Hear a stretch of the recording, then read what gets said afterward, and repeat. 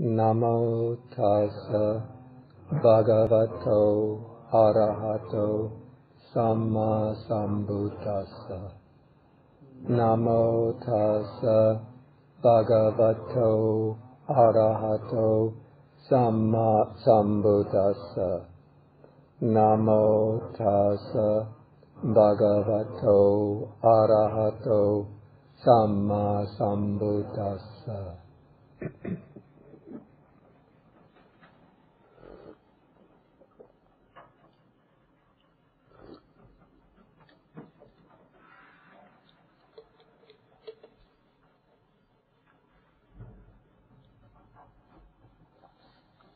Okay, we have been studying the Mahāsakuludāyi Sutta. This is the greater discourse to Sakuludāyi, Sutta number 77 in the Majjhima Nikāya. And last time I started to discuss the section number 5 in the sutta. That's Roman numeral 5 on page 636. The section called "The Way to Develop Wholesome States." And this very large section begins with 7 groups of factors which are traditionally called the 37 aids to enlightenment, the 37 Bodhipakkhya Dhammas. And the 37 Bodhipakkhya Dhammas are organized into these 7 sets. And last time I spoke briefly about the 4 foundations of mindfulness, or the 4 establishments of mindfulness, and the 4 kinds of striving, the 4 kinds of right effort.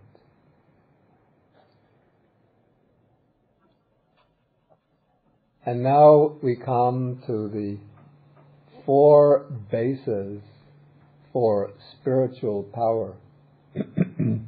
These are called the 4 iddhipadas. Well, you have this already on the sheet, so I don't have to write it on the board.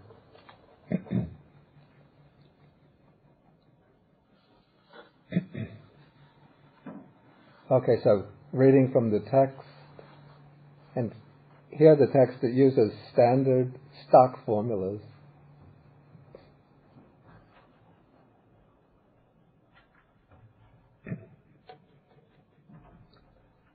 We're in paragraph 17. Again, Udayan, I have proclaimed to my disciples the way to develop the 4 bases for spiritual power. Okay, what are these 4 now? Here, a bhikkhu, a monk, develops the basis for spiritual power, consisting in concentration due to. For example, Nyanamoli used the word zeal. I have to say I don't really like that. I prefer to use the word desire. The Pali word is chanda.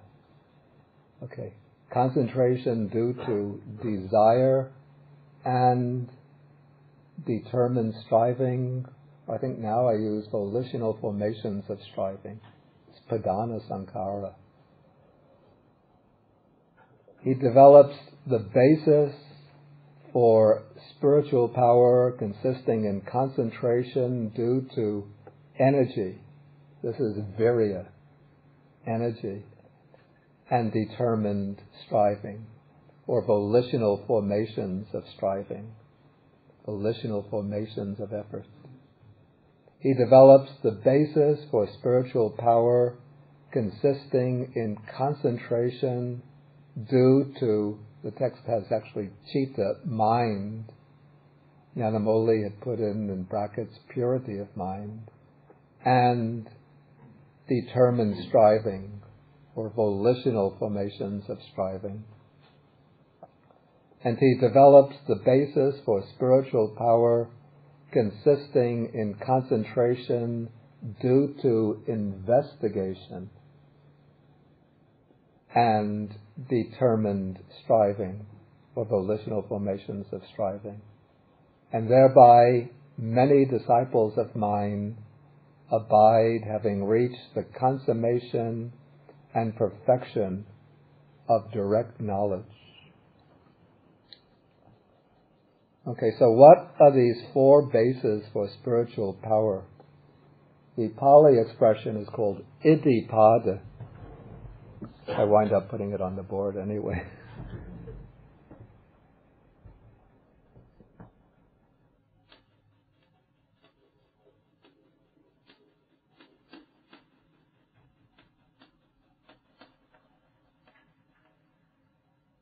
Okay, the iddhipadas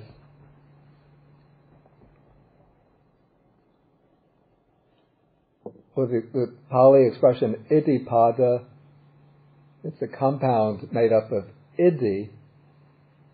The word iddhi has a special meaning in Indian spirituality.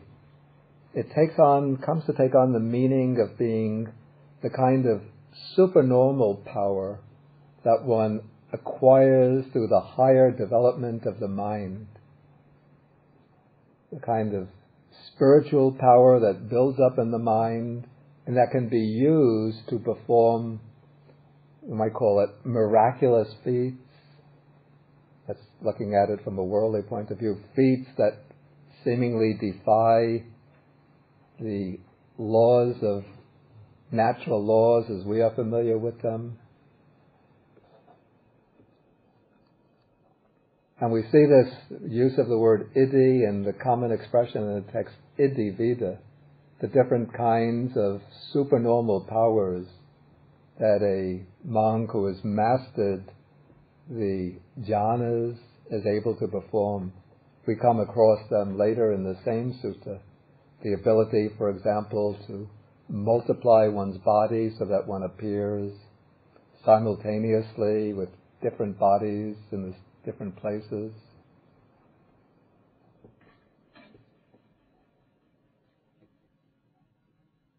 The ability to fly through the air without having to purchase a plane ticket.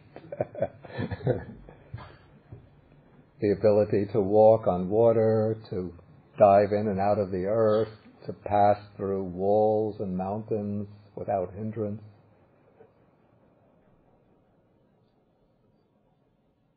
But of course, the Buddha has incorporated these into his teaching.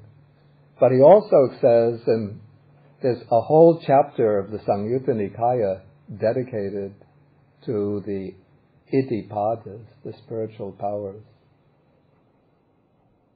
Or to the iddhipadas, the basis for spiritual power. And he says that the highest use of the spiritual powers, or the highest use of the iddhipadas, is for the attainment of the liberation of the mind, the permanent, taintless liberation of the mind. Okay, so iddhi has the sense of spiritual power. And then pada, the word pada means, literally, it's a foot. I think in Chinese it's translated iddhipada tongzu, is that the translation? Shanzu. So, zu is foot.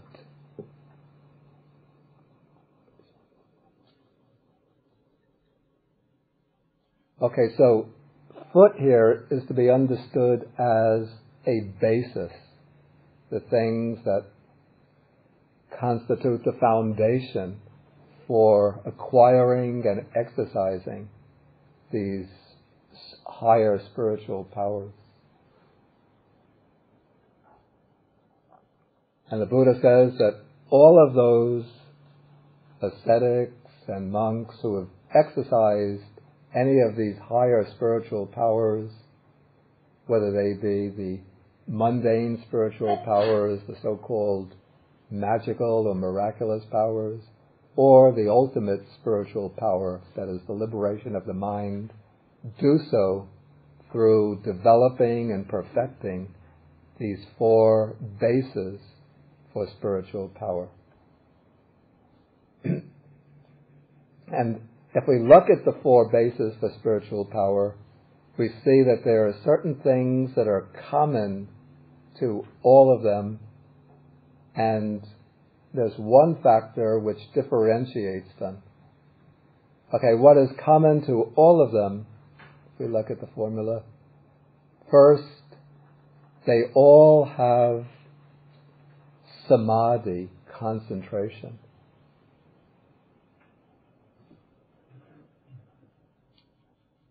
So concentration is a necessary condition for spiritual power.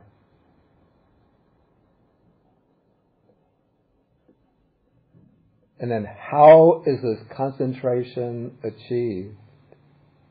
One common factor, the factor that's common to all of them, is what is called padana sankhara. This is translated here as determined striving.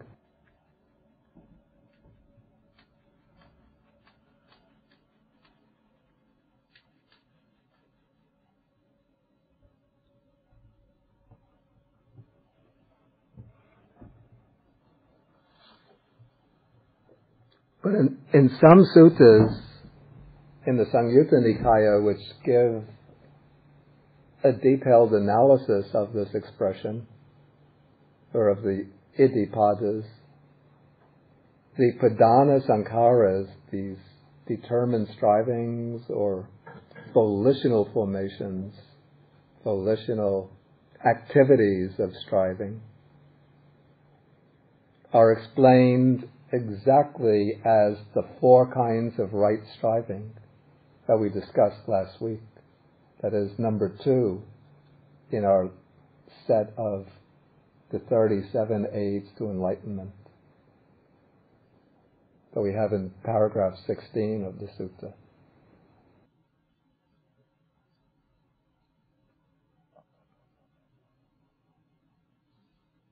Okay, so these four kinds of striving, four right kinds of striving, called here volitional activities of striving or determined striving, that is necessary in each case for developing that concentration which becomes the basis for spiritual power. But then the other factor that brings this concentration, that is what distinguishes the iddhipadas into four types.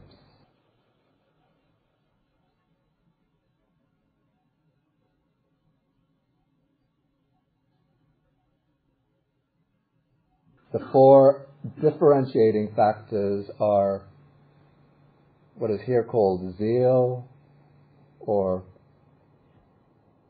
I prefer desire. Then the second is energy, virya. The third is chitta, or mind. And the fourth is investigation. And investigation is generally understood to be the activity of panya, or wisdom, wise investigation. I'll write these four terms in Pali for those who are studying Pali.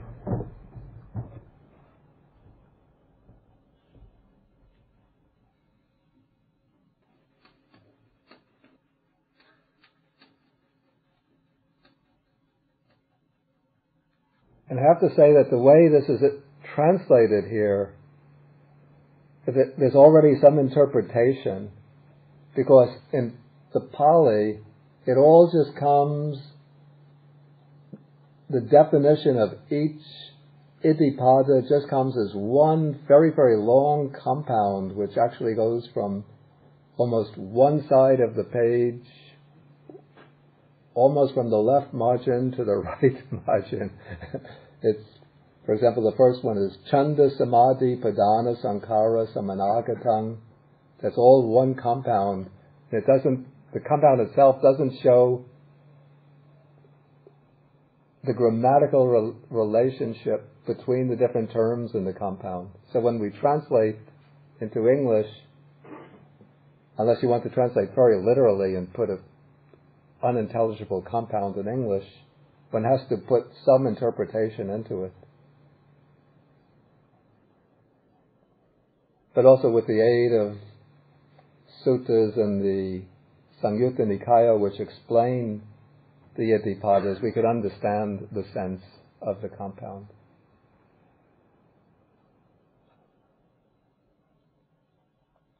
So we can understand that in the first case, there is a desire, and this is not, often we hear that Buddhism condemns desire and says desire is a bad thing to be given up.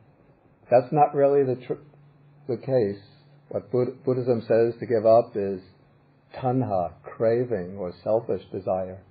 But this is a wholesome desire, the desire to achieve some kind of spiritually exalted state.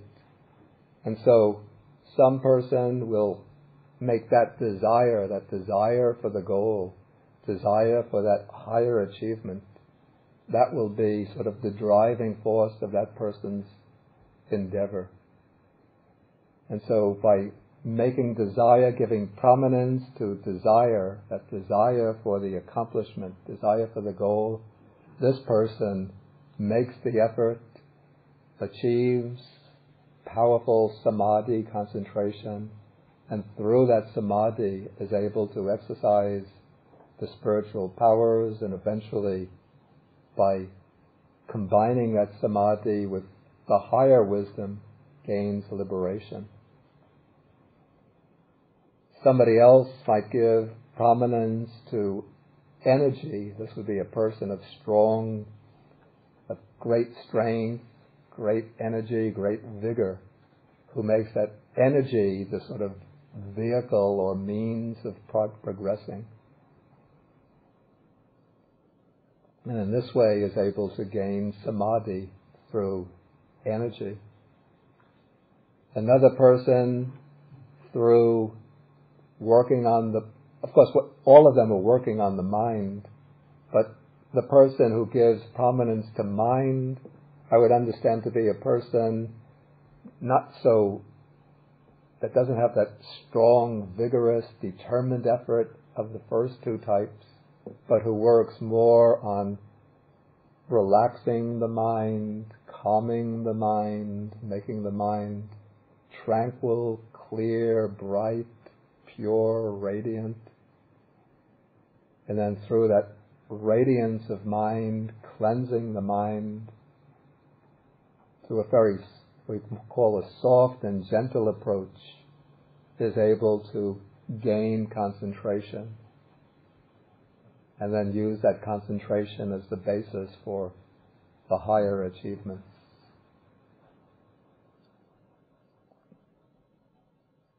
And then the fourth person, or the fourth basis for spiritual power, is that which utilizes investigation, which we could understand here. It's not, as I see it yet, the wisdom which investigates the three characteristics, but it might be the investigation into understanding what factors are hindering the mind, what factors promote the unification of the mind. Or it could be that a person here is driven by this desire to understand truth, desire to investigate and to understand the nature of reality, the real nature of things. And through that drive to understand, that thirst for the experience, the realization of truth, that becomes the motivation for developing concentration. And then that concentration becomes the basis for spiritual power.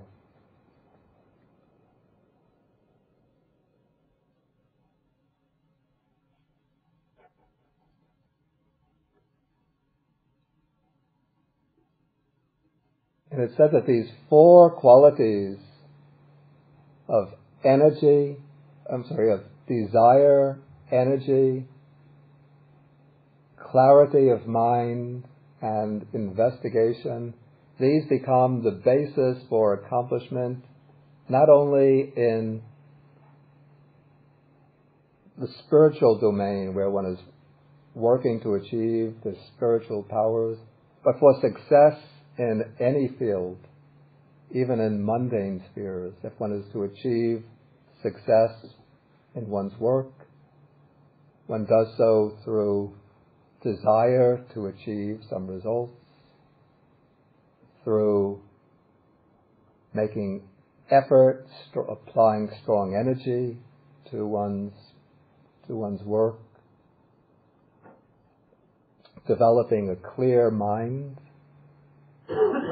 a gentle, relaxed mind, receptive, open, responsive mind, and then through proper investigation, examination.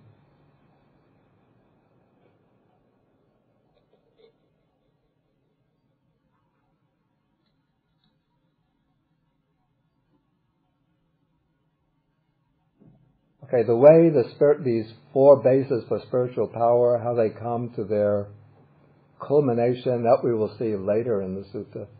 But if there's any questions that just relate to what I explained just now, please feel welcome to ask. Does the samadhi mean entering into jhanas? Definitely, for developing these spiritual powers, it would be that samadhi would be at the level of the jhanas. I read that there's a fifth power of enthusiasm.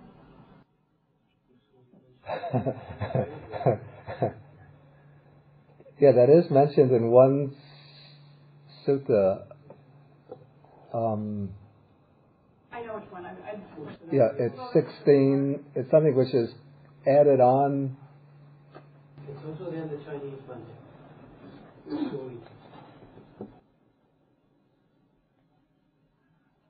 He develops the four bases for spiritual power. This is in Sutta number 16, paragraph 26.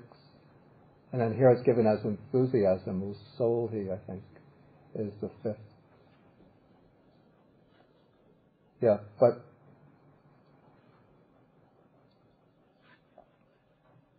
it's mentioned as a fifth factor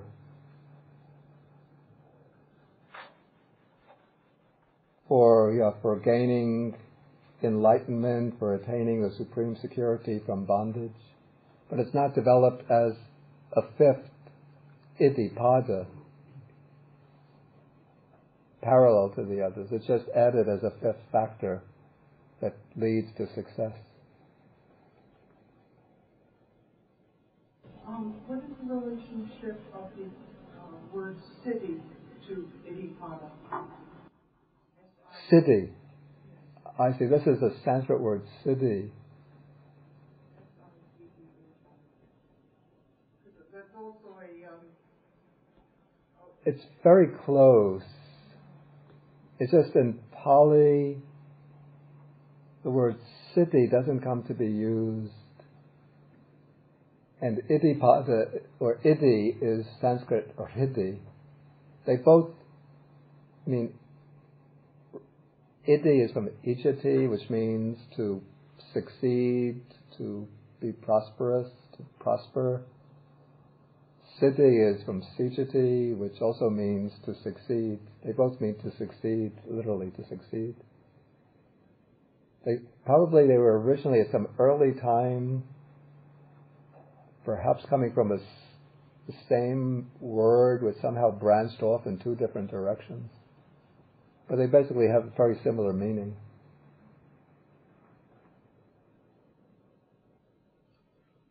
Okay, then let us go on now to the next topic within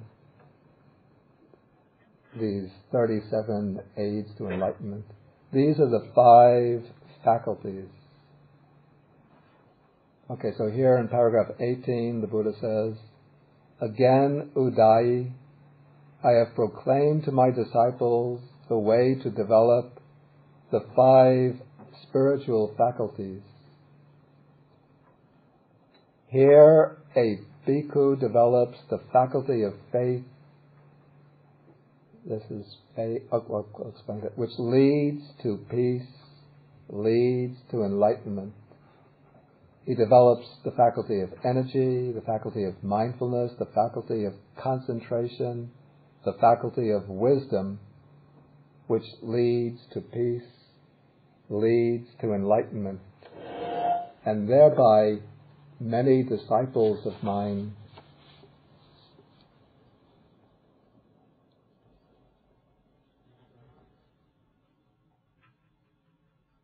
abide, having reached the consummation and perfection of direct knowledge.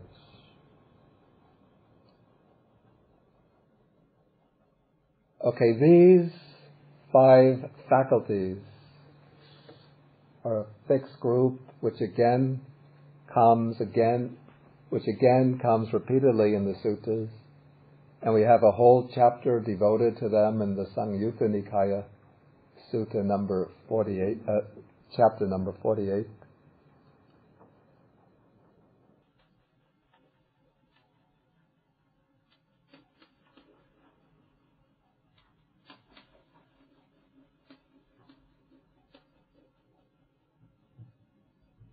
And if you look just down below at paragraph 19, you'll see that we have 5 powers.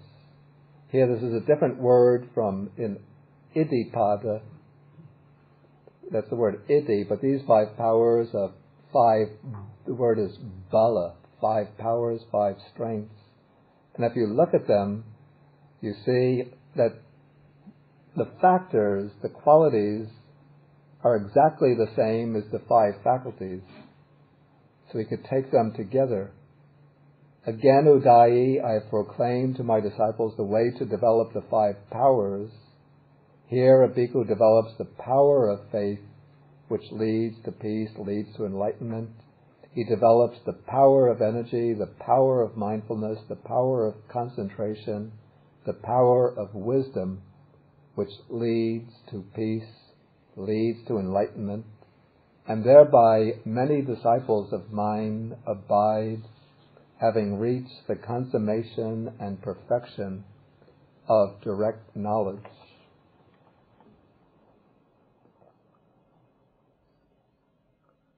Okay, so these 5 mental qualities, or 5 mental factors, faith, energy, mindfulness, concentration, and wisdom, are classified in 2 ways, or function in 2 ways, as faculties, indriyas, and as powers, balas.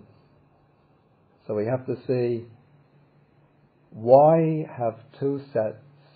Why classify them, speak about them in 2 ways? Okay, now I'm going to treat the faculties and come back to what I just wrote. We could understand the faculties by seeing how the word is derived. The word is derived, indriya, derived from the word Indra. Indra was the name of one of the Vedic gods. In fact, in some ways, the chief god in the Vedic pantheon. In the Buddhist text, Indra becomes known as Sakka Devanaminda. Sakka, the king or ruler of the gods. Okay, so the word Indra suggests being a chief, being a ruler, being a governor. And so an indriya is a particular spiritual capacity considered from the standpoint of exercising rulership, controlling influence, or you might say governing influence in a particular domain.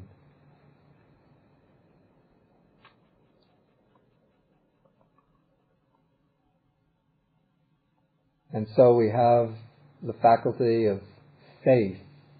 And here faith is not subscribing to articles of belief, a code of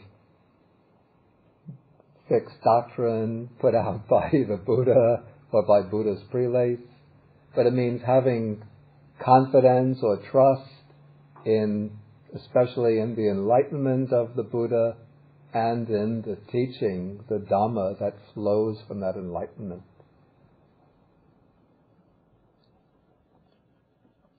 And so one places trust, confidence in the Buddha's enlightenment, in the teaching flowing in that enlightenment, and faith thereby functions as a faculty in that it exercises the controlling influence of, for example, directing one onto the spiritual path taught by the Buddha.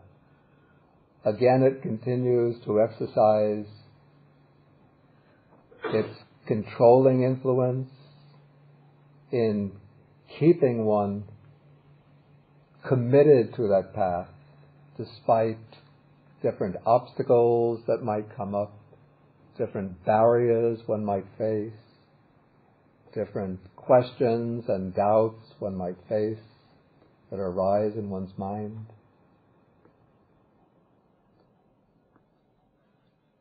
But faith is the faculty, faith is the factor that exercises that controlling influence of, you could say, of orienting one's life towards the practice of the Dhamma, towards pursuing the goal of enlightenment taught by the Buddha.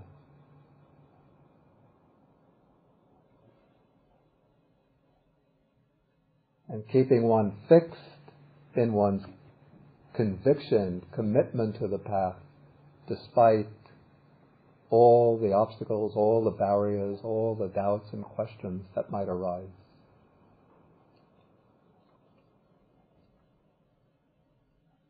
Okay, energy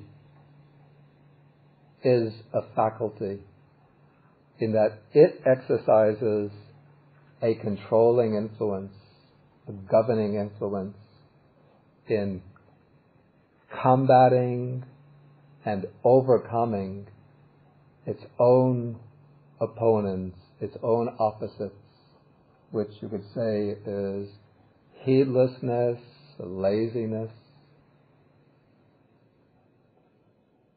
negligence. And so energy is what keeps one, or energy is the faculty which exercises its influence by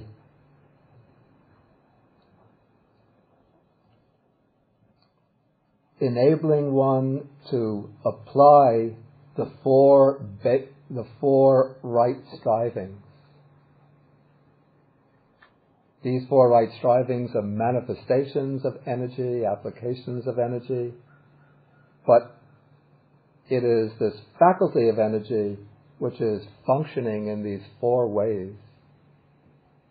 And these four ways are, on the one hand, dispelling and overcoming laziness, negligence, and they are enabling one to prevent the unarisen, unwholesome states from arising, to abandon the arisen, unwholesome states, to arouse or develop the unarisen, wholesome states, and to stabilize and perfect the arisen, wholesome states.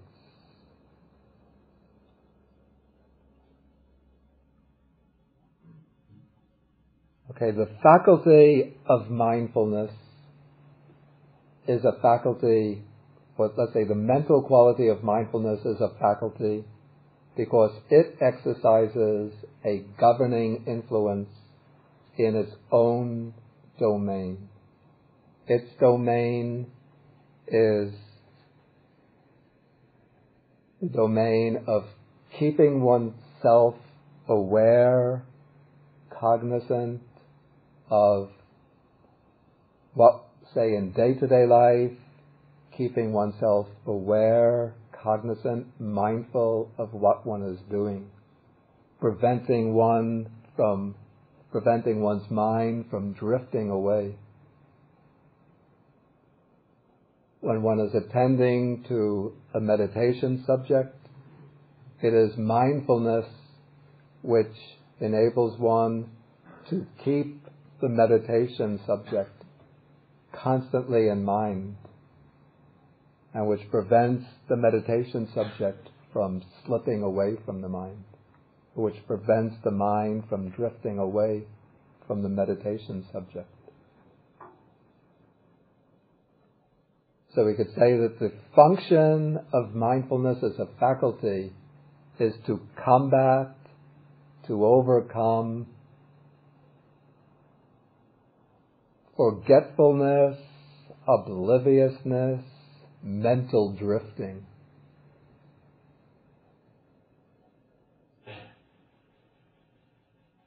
Or more positively, it is the function of the faculty of mindfulness to keep the mind constantly aware, constantly alert, continually cognizant of whatever one might be doing when one is applying mindfulness in day-to-day life, and when practicing formal meditation, to keep the mind constantly aware of the object without drifting and slipping away.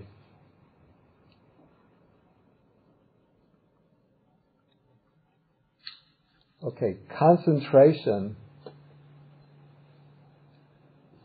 samadhi, is a faculty because it exercises a governing influence in its domain. And its function as a faculty is to combat and to overcome mental distractedness. The movement of the mind to many diverse objects, the scatteredness of mind, or more positively expressed, it's the function of the faculty of concentration to keep the mind continually, constantly focused one-pointedly upon the selected object.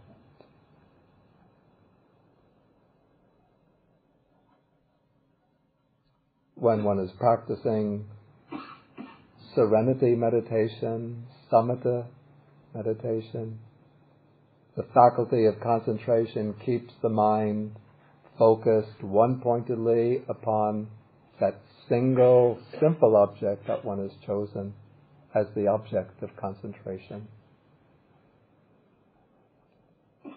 And also in practicing insight meditation, one needs the faculty of concentration in order to keep the mind focused one-pointedly upon the continually changing flow or stream of formations, phenomena, conditioned phenomena arising and passing away. The faculty of concentration keeps the mind fixed upon the stream of sankharas, formations, continually focused upon them so that one can observe them steadily, continuously, with unbroken attention.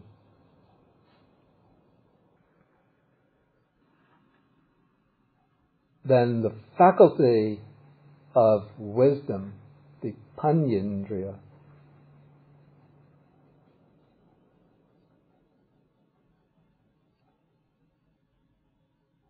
it exercises a governing influence, a ruling influence in its particular domain. And that domain is the domain of, you could say, right understanding, correct understanding. And so the faculty of wisdom has to exercise rulership in combating its own big obstacle, its own particular barrier, and that is the barrier of ignorance, delusion, wrong views, distorted understanding.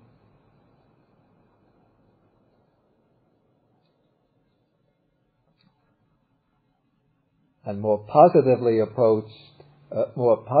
expressed, it is the faculty of wisdom that exercises the function of investigating, examining, and discerning the conditioned phenomena in order to perceive their true characteristics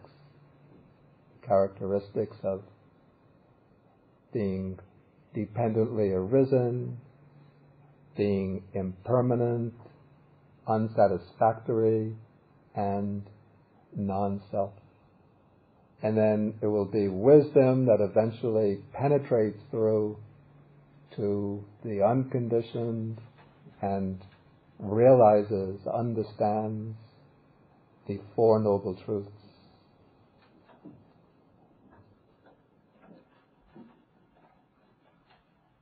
And so, even though I spoke almost as though these 5 faculties were somehow functioning independently, but that is just a manner of speaking.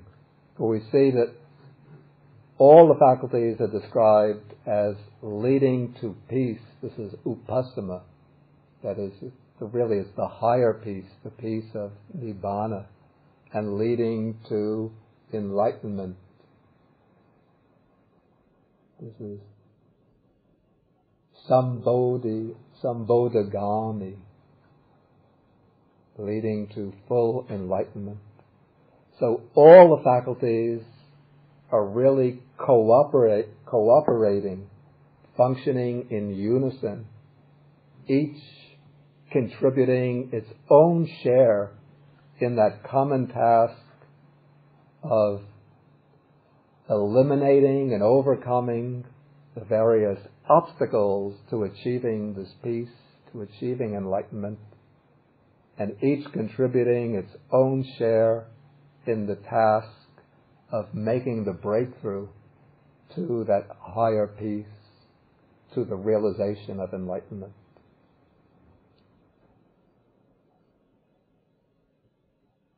Okay, now these same mental qualities that are called faculties because they exercise rulership or governing influence from one angle, when they acquire a certain degree of strength, or call it indomitable power, then become called the 5 powers.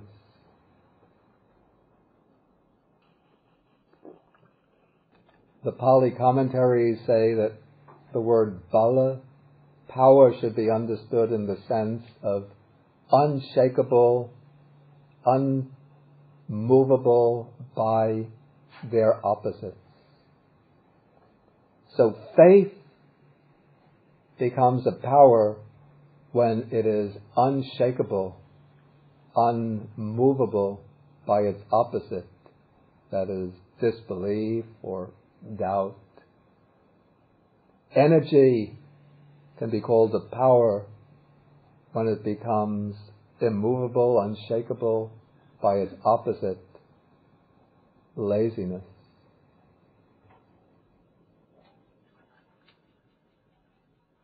Mindfulness becomes a power when it's immovable, unshakable by its opposite, which is this mental drifting, obliviousness, forgetfulness.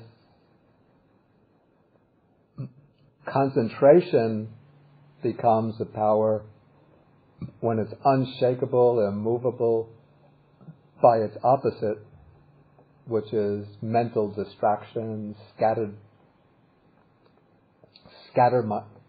mental scatteredness. And wisdom becomes a power when it's unshakable by its opposite by ignorance. But the way I would understand it, that a person who's developing these 5 faculties, 5 powers, at some time he could have faith, energy, mindfulness, concentration, wisdom develop to an extent where they're really powerful, and so we could call them powers. But at a later time, his energy, say, could slack off, he might become lazy, he could become unmindful, he could have some trouble with concentration, his understanding, his wisdom could become clouded. So I would say, perhaps even for somebody called a Seika, that is one in the higher training, it's possible for the 5 powers to go into a state, they never lose them, but they could be upset at times when they're not really engaged in earnest training. But when they arouse these 5, when they really start arousing their mind, and then these 5 qualities come up and become very powerful, so that they cannot, during that period of practice, become disturbed by their opposites, then we could call them 5 powers.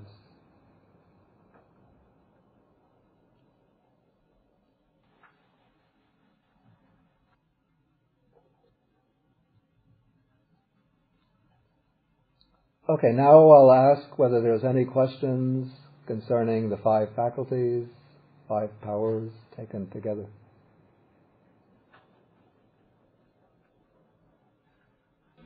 I've read Bhikkhu Bodhi wrote a book on Wings to Awakening. Yeah. And he referred to these as cyclic, where wisdom could lead into increased faith, increased energy. That is very true. Yeah.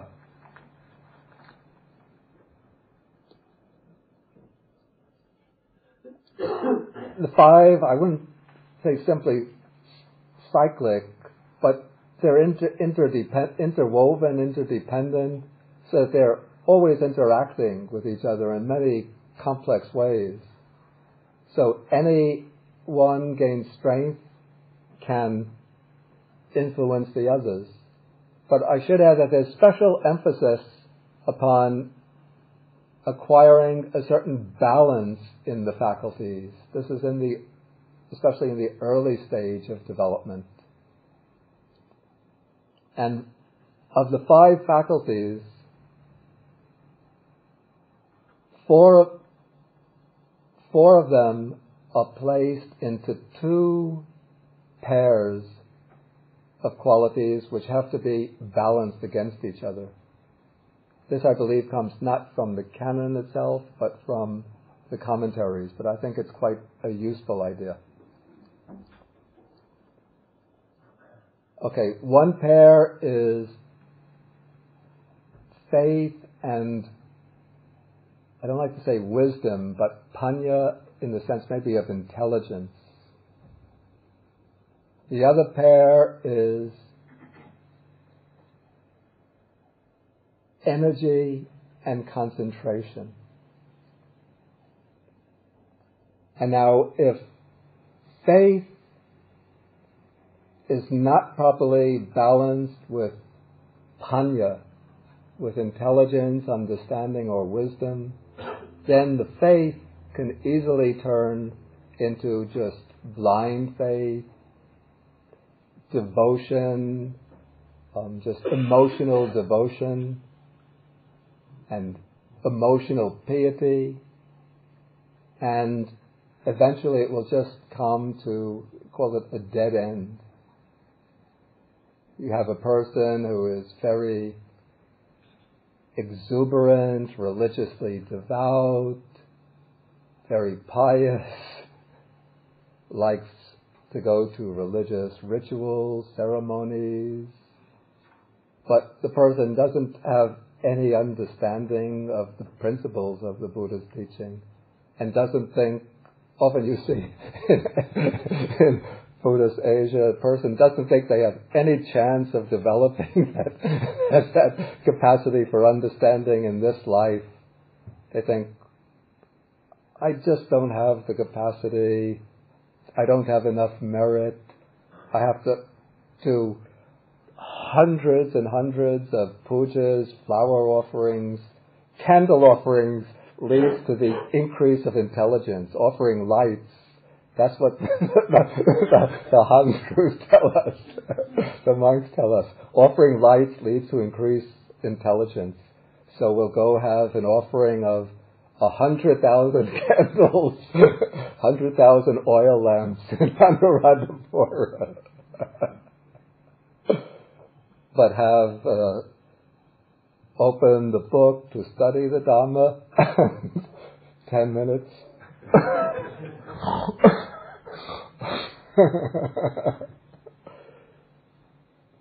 Sleeping. Okay. The other extreme, also you have the person, I can't say a person who's really developed panya to a high extent, but the person who has, I call it a pseudo-panya. Person studies the text, knows many sutras by memory, maybe they have many references to the commentaries, and they delight in going to lectures, discourses, sometimes to show off their knowledge, or if somebody is giving a lecture, they like to get into arguments and say, Venerable Sir, in this sutta, doesn't it say this? So how can you say that? And so they use their knowledge just for the sake of arguments, debates, or for showing off, and that becomes a kind of dead end. And that's because the person, though they might profess to have faith, but that faith is not really a motivating force for spiritual practice, but it's just to say they have a kind of traditional faith which induces them to learn the text, but really they like to get into arguments and to exhibit, make it an exhibition of their knowledge. And so we have to balance faith and wisdom, faith and understanding. And then the other two qualities that have to be balanced are energy and concentration. If there's too much forced energy without sufficient calmness, serenity of mind, then that will lead to restlessness, or a lot of intense effort which doesn't bring the fruits of true samadhi, true concentration, or true wisdom. But that intense effort will just bring a very stiff and rigid mind, and eventually the person will often just burn out and give up. And the opposite of that, again, I can't say that this is real concentration, but we say it's a pseudo-concentration. It's the person who just likes to sit very quietly, softly, maybe play a little of this, they call it like New Age music in the background, light some candles, burn some incense, and sit quietly in a dark room, think that they're quieting the mind, and just sit there and think, this is meditation. So they can tell people, yes, I'm a meditator, I'm doing meditation, but they're not really making any effort to focus the mind upon a meditation subject, but just sitting quietly, letting the mind drift. And again, that's not fruitful. In a way, I'm presenting these types somewhat as caricatures. Even at the higher levels, there can be sometimes a little too much effort, a little too much calming the mind without enough effort. So at each point, at each stage of development, there has to be a balancing of concentration and energy.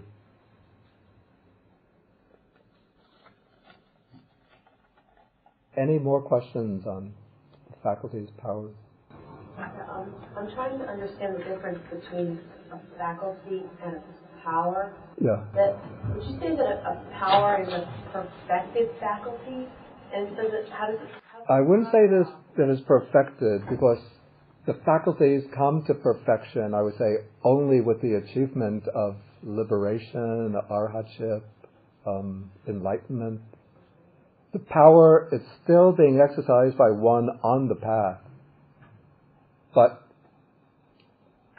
I would say that it's referring to that particular mental factor, be it faith, energy, mindfulness, concentration, wisdom, in the sense that that factor has reached a degree of strength so that on that occasion it's not shakeable, not movable by the opposite qualities. But on that occasion, so then on another occasion it might not be as strong. I would understand it in that way. Up to a certain point, at a certain point I would think it becomes, you could say, unshakable. Completely unshakable.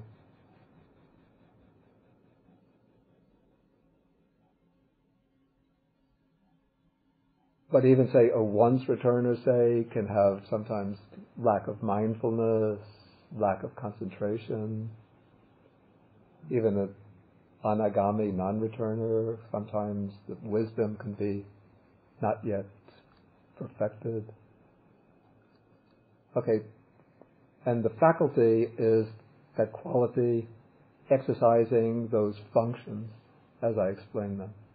Those functions of combating the opposites and directing the practice towards the achievement of its own particular,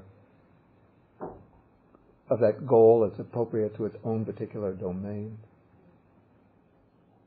Did you have?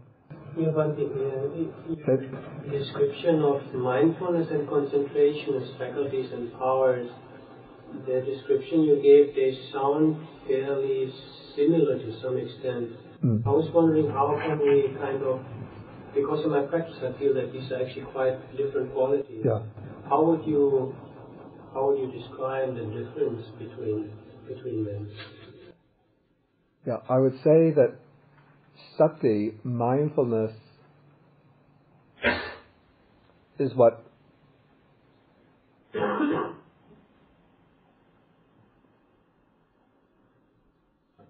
let's say it's a continual recollection. It's a recollection in the present of the object. A constant remembering to keep the object in mind. That is, if one is doing the formal meditation or in day-to-day life, the continual remembering to keep one's mind engaged with what one is doing, not allowing the mind to drift. Whereas the faculty of concentration is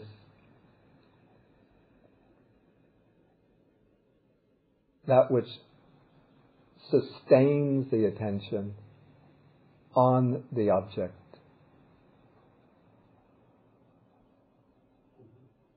And which focuses that attention on the object.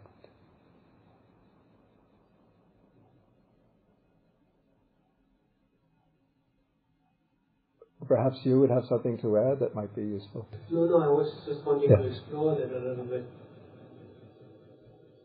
Yeah, I like the idea, this recollection, this memory nuance in sati. In samadhi, I have this feeling that, like when in the passages it always says, Chittang samadhyati ekoti hoti. Yeah. This idea of oneness. Yeah. Samadhyati is to bring together. Yeah.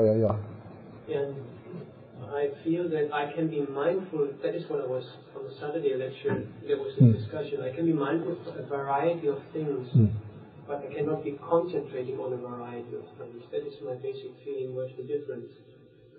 I mean, I'm talking about concentration in the sense of indriya or bala. Yeah. I can concentrate only on one thing. So, I mean, I also don't know about that. This is just my feeling. My practical flavor is concentration is a state where the mind becomes unified. Yeah. It's a oneness. Yeah. Mindfulness is not necessarily a oneness. It can also be variety as long as I'm present with it. Yeah, that is so. Yeah. That is my basic idea. Yeah. Please, you correct that. That is a good point. Except I would say that in insight meditation, the object is constantly changing. So there's not just one object, as in samatha meditation, but the mind is still fixed, you would say, one-pointedly on the object, in that it's not distracted. So would this be now the mindfulness, or would this be the concentration? I mean, I know we can completely separate them, but the flavor is more the mindfulness. I would say this is the function of concentration. Yeah. Because there's a difference between distraction and forgetfulness. When one becomes forgetful, that's the opposite of mindfulness, then distraction sets in. When one loses mindfulness, distraction sets in. So mindfulness contributes towards concentration. But, let me see how to put this.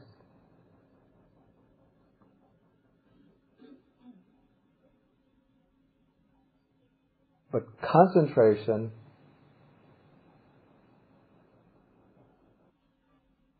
concentration sustains the attention on the object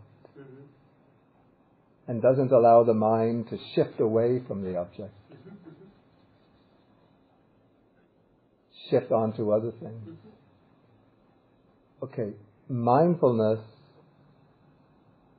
is the continual recollection, remembrance to keep the mind on the object. And it prevents the mind from drifting away from the object. So in a way, this mindfulness is functioning as a supporting condition for concentration.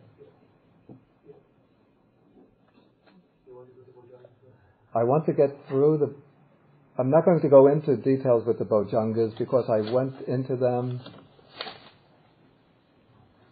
And I just have to mention the most important thing in these pairing up the faculties in these two pairs of opposites, that the fifth faculty, mindfulness, here has the function of overseeing the balance between the two pairs, of seeing that faith and wisdom are properly balanced, that one doesn't outstrip the other, and seeing that energy and concentration are properly balanced, and one doesn't outstrip the other. So in this way, the faculty of mindfulness becomes the regulator in the relations between the other four faculties.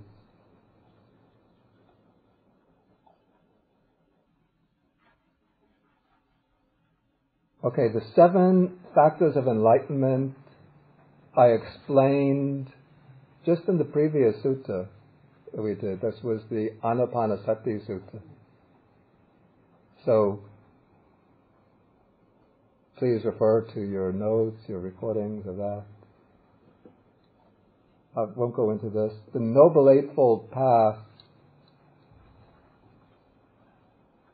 Again, I'm not going to go into a detailed explanation because we did the Noble Eightfold Path last semester when we did the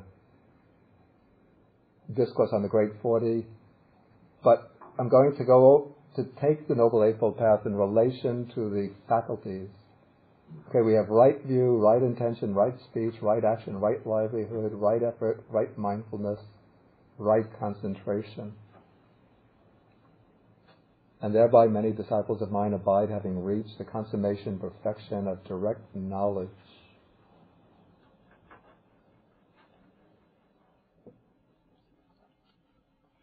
Now I want to show how there's very close interrelationship between all of these 7 sets with the 37 aids to enlightenment. Like when we see the 7 sets, one might think that the 7 sets are somehow separate sets to be cultivated on separate occasions. And in fact, I saw in some of the texts of like scholastic Tibetan Buddhism, they speak about how in one aeon one has to perfect the 4 satipatthanas. In another life or another aeon, one has to perfect the 4 right strivings. Another aeon, one perfects the 4 bases for spiritual power, like that. But actually, these 37 aids to enlightenment are interwoven, and in many cases is actually the same mental quality or mental factor functioning in different sets and just called, labeled differently because it belongs to the different sets. So taking the Noble Eightfold Path, which is the most comprehensive of these 7. Okay, we have right view, right intention. I would see these now, so they're usually identified with the wisdom group, but I see these as actually even preliminary to the faculties, not yet included in the faculty of wisdom. But this is establishing the right conceptual right view through study of the Dhamma, hearing the Dhamma, reflecting on the Dhamma, clarifying one's perspective, one's understanding, and gaining the right intention, the right motivation. Then one undertakes the 3 ethical factors: right speech, right action, right livelihood. Those factors not mentioned in any of the other sets, but that's part of the Buddha's broadest scheme of spiritual development, and so it comes into the Noble Eightfold Path. Okay, then when one undertakes the training of the mind, okay, and this whole practice of the Noble Eightfold Path is undertaken through faith or confidence, especially when one clarifies one's view. Then one gains confidence, and through confidence one develops the right intention and undertakes the 3 ethical factors. So even though faith is not mentioned in the Noble Eightfold Path, but it underlies it. It's sort of implied in the background. And then through that faith, which is the faculty of faith, one takes up the training of the mind. And what is the training of the mind? But it is the practice of the right effort applied to the practice, or it is applying right effort to the training and right mindfulness. So it is the actual practice of mental development is this balance, or you could say this interaction of right effort and right mindfulness. Or phrased differently, it is right effort applied to the practice of right mindfulness. So this brings in the faculty of energy and the faculty of mindfulness. And as one energetically practices right mindfulness, these 4 foundations, one is through right effort, one is developing the 4 right kinds of striving. That is the second set in the 37, the second set of the 7 sets.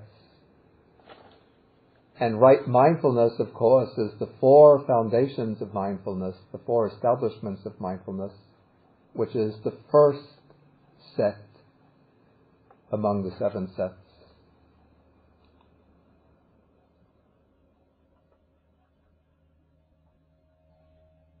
And right effort is the faculty of energy, right mindfulness is the faculty of mindfulness. And so one develops these 2 faculties of energy and mindfulness, and as the mindfulness develops, it leads into samadhi, concentration, and that becomes right concentration. And that right concentration is the faculty of concentration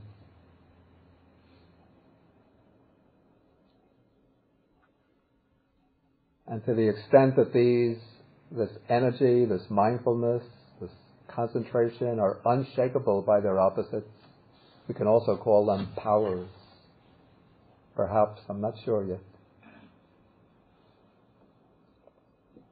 Okay, but this right concentration is not yet the end of the path, even though it's the 8th factor of the path.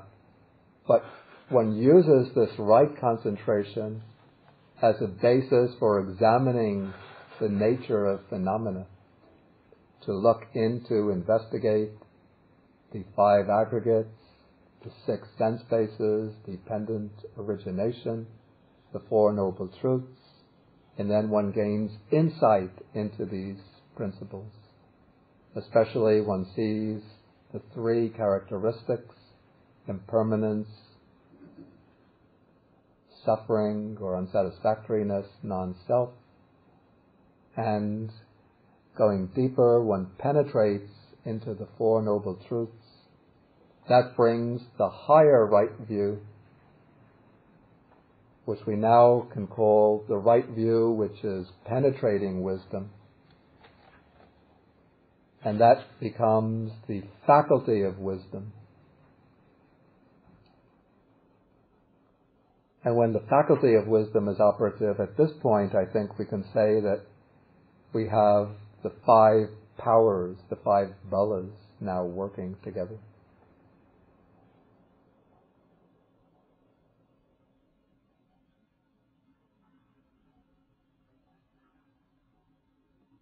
And we could bring in also,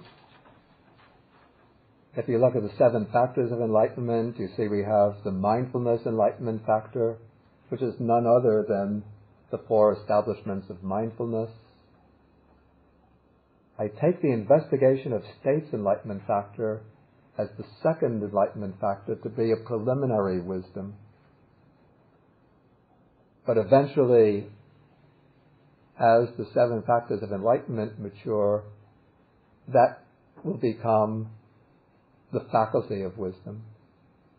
Then we have the energy enlightenment factor, that is the 4 right strivings. The concentration enlightenment factor is the faculty of concentration.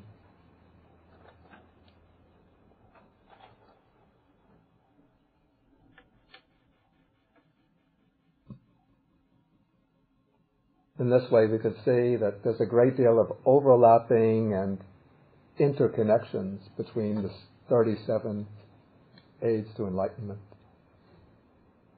Okay, now I will stop the presentation and ask if there's any questions on anything. We'll just take a few questions.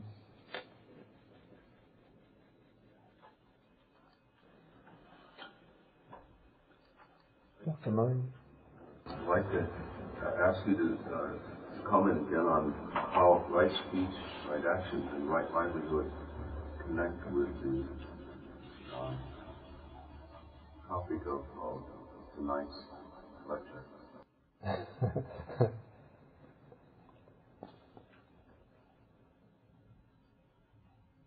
Well, the topic of tonight's lecture is, the general topic is that the Buddha taught the way to develop wholesome states, and the first group of wholesome states that the Buddha taught here are the 37 aids to enlightenment, which are the 7 sets, and the 7th of those 7 sets is the Noble Eightfold Path, and the Noble Eightfold Path includes right speech, right action, right livelihood. of the 7 sets, the first 6 are mainly concerned with we call mental faculties. But the Buddha's path is a broader path. It's not just concerned with mental faculties, but with the whole way of life. And so I think this is why the Buddha usually, when he explained the way to the cessation of suffering or the way to Nibbana, he formulated that way as the Noble Eightfold Path because it's more comprehensive. It applies to a person's entire life. It includes areas not covered by the other 6 sets, not explicitly covered by the other 6 sets. And so, for that reason, he includes right speech, right action, right livelihood, which are expanded in many other discourses of the Buddha that deal with ethics.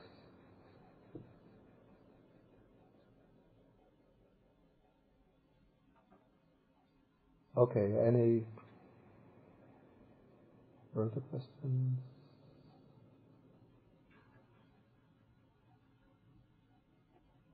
David. How come on all these subsets of enlightenment, there are all of these things we need to know to be enlightened? It doesn't really seem to mention anything about loving kindness in general as an energy or as just something to be paid attention to in particular.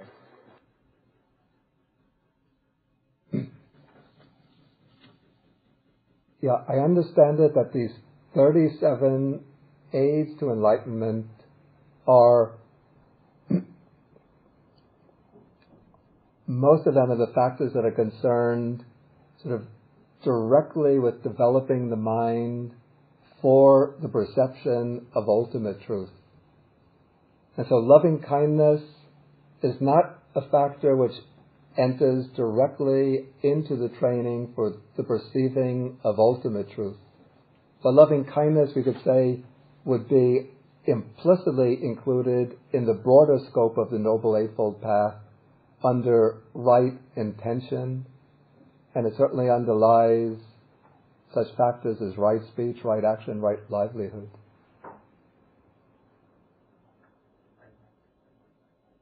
Okay, we're going to have to stop now because it's getting late.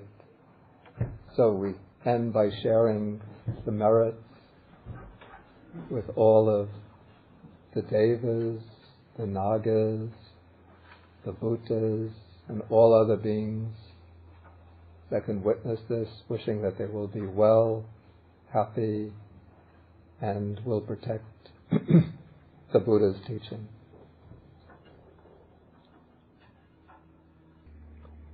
Akasata chabumata deva naga mahedika punyantang anumoditva chirang rakantu sasanam. Akasata chabumata deva naga mahedika punyantang anumoditva Chirang rakantu desanam. Akasata chabumata deva naga mahitika punyantang anumoditva chirang rakantu mankarang.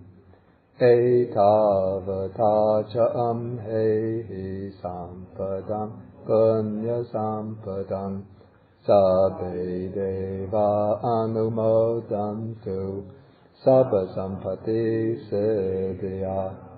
Etavata cham hehi sampadang punya sampadang sabbe bhuta anumodantu sabba sampati siddhya. Etavata cham hehi sampadang punya sampadang sabbe satanumodantu Sabba sampati siddhya. Sabba sampati siddhya. Sabba sampati siddhya. Sabba sampati siddhya. Sabba sampati siddhya.